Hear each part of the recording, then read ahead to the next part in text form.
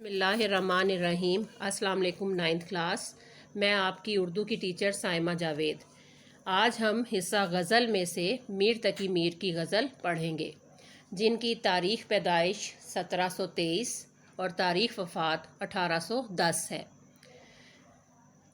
اچھا بچوں، میر تقی میر کا اصل نام میر محمد تقی اور تخلص میر تھا۔ میر کو خدائے سخن بھی کہا جاتا ہے، اور مولوی عبدالحق نے میر کو سرتاج شعرائے اردو بھی قرار دیا ہے۔ اور زیر تدریس غزل جو ہے وہ میر کی کتاب کلیات میر میں سے لی گئی ہے۔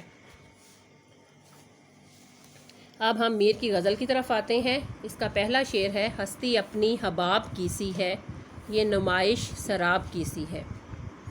اس شعر میں میر تقی میر کہتے ہیں کہ ہماری جو زندگی ہے یہ پانی کے بلبلے کی مانند ہے، اور دنیا میں نظر آنے والی ہر چیز، ہر شے محض ایک دھوکہ ہے۔ اب میر اس شعر میں کیا کہنا چاہتے ہیں کہ ہماری یہ زندگی جو ہے وہ پانی کی سطح پر بننے والے ایک بلبلے کی طرح ہے، جو پانی کی سطح پر تھوڑی دیر کے لیے نمودار ہوتا ہے اور پھر ختم ہو جاتا ہے، یعنی اس کی زندگی چند لمحات پر مشتمل ہوتی ہے۔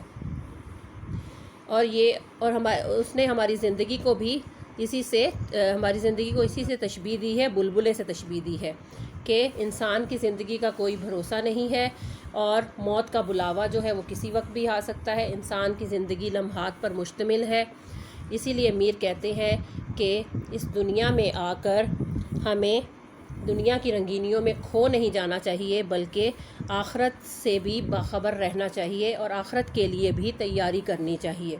اور دنیا کی رنگینیاں جو ہیں انسان کو اپنی طرف کھینچتی ہیں، اپنی طرف متوجہ کرتی ہیں، مگر ہمیں یہ بھی یاد رکھنا چاہیے یہ ایک عارضی زندگی ہے، اور ہمیں اپنی ابدی زندگی کے لیے، ہمیشہ کی زندگی کے لیے جو کہ آخرت کی زندگی ہے، اس کے لیے تیاری کرنی ہے۔ اسی لیے میر جو ہے ہماری اس زندگی کو بلبلے سے تشبیہ دیتے ہوئے کہتے ہیں کہ ہماری زندگی پانی کے اس بلبلے کی مانند ہے جو چند لمحوں کے لیے بنتا ہے اور پھر ختم ہو جاتا ہے۔